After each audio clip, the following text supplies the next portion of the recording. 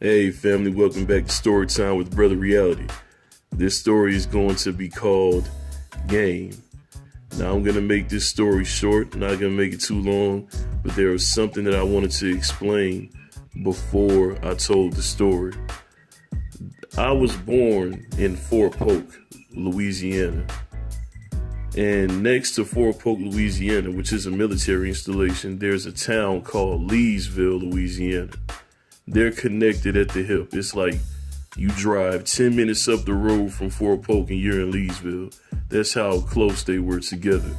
So even though I lived on a military base, we went to school in Leesville. And I have to say about Leesville, I've seen some of the best athletes in my life come out of that small town. Even though it's a small place, they have some of the best athletes I've ever seen in my life. From basketball players to football players, baseball players, it doesn't matter. These brothers were purebred athletes and they pushed you every day. And Leesville, Fort Polk was where I really fell in love with the game of basketball. Me and my twin brother both. We fell in love with basketball in that place because the competition was so heavy. Those brothers out there were going to push you until you became the best that you could be. Now, let me break down the two different leagues, the basketball leagues that were in Fort Polk and Leesville. In Fort Polk, they had this league called the Youth League, the Yak League, basically. That's what we called it, the Yak League. And you just signed up. And, you got on the team. After your parents signed you up, you got on the team. There was no tryouts or anything like that. Now, for the school team in Leesville, if you wanted to play for the school, you had to try out. You had to go out there, prove that you were one of the best, and they picked you to be on the team. That was a big deal. Playing for Leesville was always a big deal because of the talent in that place. So, at this time, me and my brother, we were doing both. We made the school team, but we were trying to play in the Yak League too. It was very hard to do, but we made it happen anyway. On this day, it was Saturday. We had a Saturday game, a Saturday night game to be exact. And the game was real tight. It was a very close game. We were going back and forth. Both teams were battling. This team wasn't even that good, but they were battling us because, the year before, the team that my twin brother and I were on, we didn't lose a game. We went 19-0. So I'm guessing the parents or the committee got together and was like, hey, we can't have that kind of thing ever again. No team should be beating up on everybody. So this year came around and they made sure that my brother and I were on a team with a bunch of novices, little guys that didn't even know how to play basketball. Me and my brother carried that team. We carried that team. That's how bad they were. So they made sure that we were actually going to have some competition this year, which I see their viewpoint. So this game, we're going back and forth with this team. And my brother and I are doing all the scoring. We're doing all we can to make sure we win this game.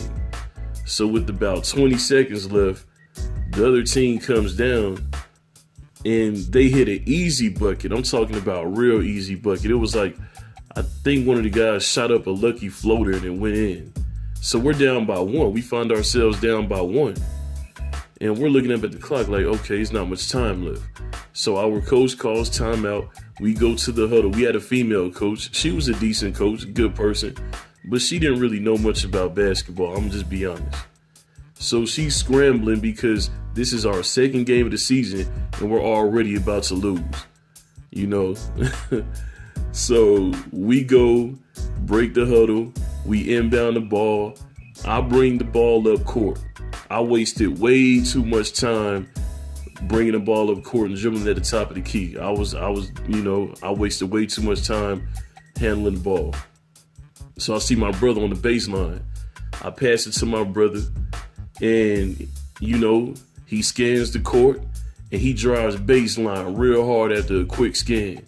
He drives the baseline hard. I'm talking about hard.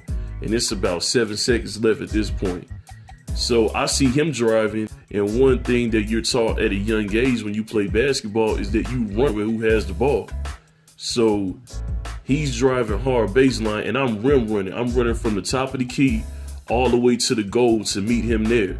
So he sees me, hits me with a clean bounce pass, and I go straight up with it. Layup at the buzzer, no time remaining. We win the game. We called the game that night, and we did it. And what makes it so beautiful is that there was a dance that same night, because like I told y'all, it was on a Saturday, and there was this place called Celebrations. And there was a dance that night at Celebrations. My Leesville folks, they know exactly what I'm talking about. They remember that place. I don't even know if it's still around like that no more. But we went to the dance that night, celebrated, saw the girls, man, got our dance on, had a good time. There's nothing like ending your night off after you hit a game-winning shot to go and kick it with the homies and, dance with the girlies and have a good time, man. Like I said about that place, Celebrations, that was an amazing venue, a great place to hold things of that nature, man. And I just wanted to share this story with y'all, not too long, but that was my first and last game-winning shot. My basketball career and my brother's basketball career never went past high school, but it's okay. And let me get on my brother for a minute. My brother was always a better athlete than me. Could run faster, jump higher.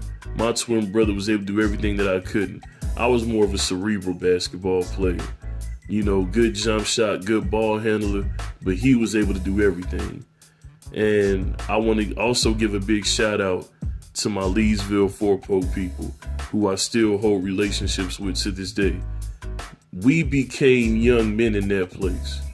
We left Hawaii and we left our childhood there, and we came back to Fort Polk, Leesville, where we were born. And we became young men in that place. And the people out there who I still hold relationships with, they know who they are. They know who I'm talking to. I got a lot of love for y'all. And even the people I don't talk to anymore, y'all still hold a great place in my heart. Y'all still hold a great place in my brother's hearts. And we love y'all. And we appreciate y'all for everything that y'all did for us, regardless of the differences. Like I said, big shout out to Leesville, Fort Polk. Love y'all, man. This is Brother Reality.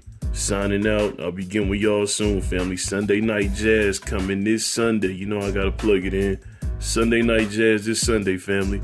I'll begin with y'all soon. Peace.